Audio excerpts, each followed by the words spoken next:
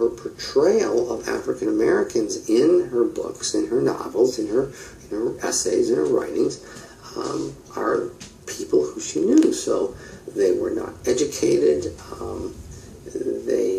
they were not savvy, they didn't know American culture, they didn't know American history, they didn't know politics, they were sharecroppers, they lived day to day.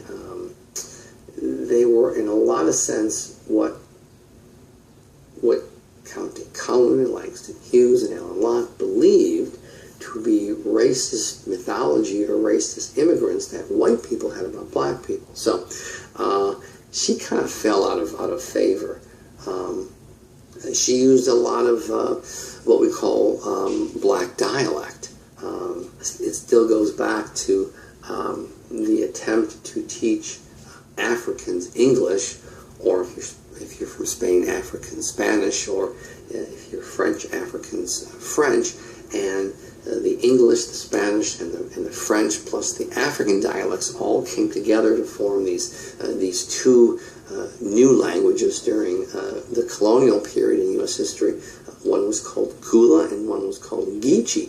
Geechee is still spoken today by many Africans who live on the Sea Islands, which are off the coast of Georgia and South Carolina. So this dialect that a lot of poor Southern blacks spoke was what was left of Gula and Geechee. So she wrote that way, and folks like Alan Locke did not like the fact that she was portraying African Americans as anything but educated, well-spoken, modern people. So she fell out of grace, and there was also several scandals in her life. None of them proved to be true, but the problem is once your name is reported in the news for being arrested for a crime, the news is not going to have that same headline when you're exonerated, when you're found not guilty of that crime. So she's really going to disappear. She becomes destitute. She dies in like 60 or 61, 62. And in the tradition of Southern poor African American society is that all her possessions are rounded up, placed in their home, and burnt to the ground.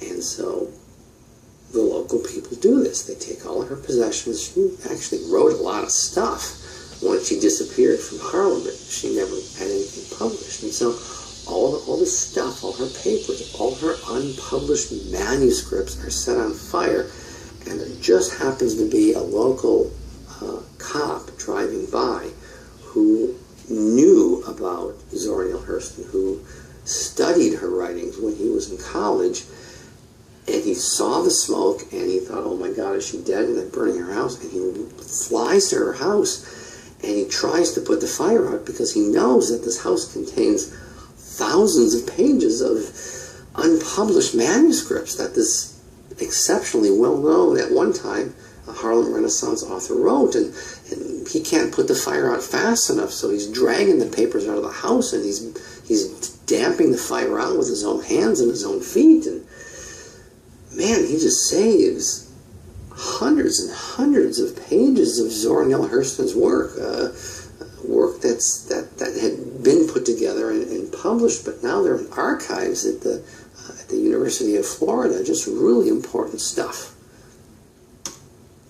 Well, the Harlem Renaissance was a lot of stuff. It was a rebirth, and that's what Renaissance says, but it was also a focus or a refocus on not just black culture or African American culture or literature or anything like that. It was a reintroduction of a type of culture promulgated by, for the most part, classically educated, relatively well-off African American writers and painters and intellectuals that, like many other reforms, will come to an end as a result of something called the Great Depression.